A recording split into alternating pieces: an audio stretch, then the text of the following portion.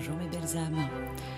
Je vous propose une série de podcasts qui s'appelle Chemin vers soi, qui sera composée de plusieurs épisodes, toujours dans l'optique de vous faire réfléchir et grandir.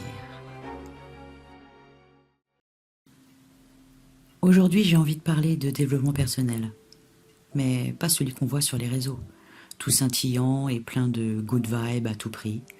Non, aujourd'hui, on va parler du travail sur soi, le vrai. Celui qui bouscule, qui dérange parfois, mais qui transforme en profondeur.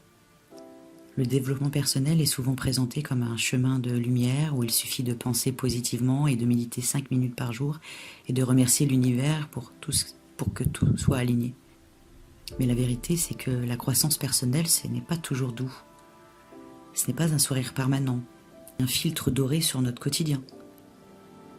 C'est une confrontation avec nos blessures, nos pardons, nos croyances limitantes et nos incohérences.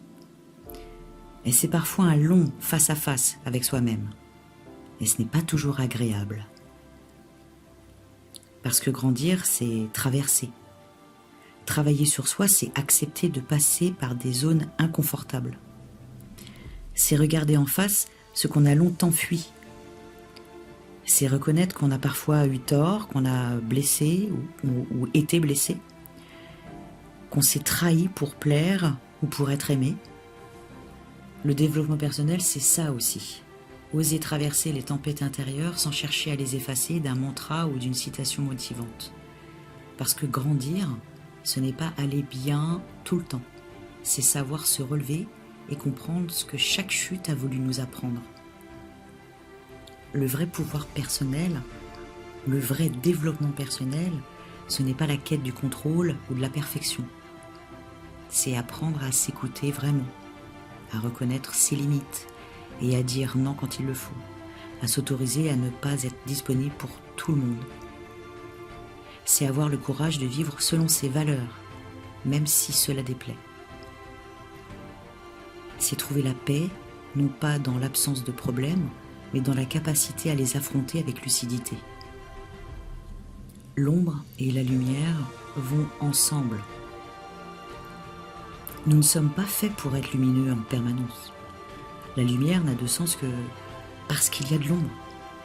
Et c'est souvent dans nos zones les plus sombres que nous découvrons notre vraie force. Le développement personnel, c'est une danse entre nos parts blessées et nos parts éveillées, entre le chaos et la clarté. C'est accepter d'être en chantier permanent et d'y mettre de la bienveillance sans chercher à devenir, à être parfait. Alors oui, le développement personnel peut être beau, inspirant, apaisant, mais il peut être aussi être exigeant, parfois inconfortable. Et c'est justement ce qui le rend authentique. Ce n'est pas une mode, c'est un chemin profondément humain. Et sur ce chemin vers soi, rappelez-vous, il ne s'agit pas de devenir quelqu'un d'autre, mais de redevenir pleinement vous. Merci d'avoir partagé ce moment avec moi. Prenez soin de vous, même dans les zones d'ombre, parce que c'est souvent là que commence la vraie lumière.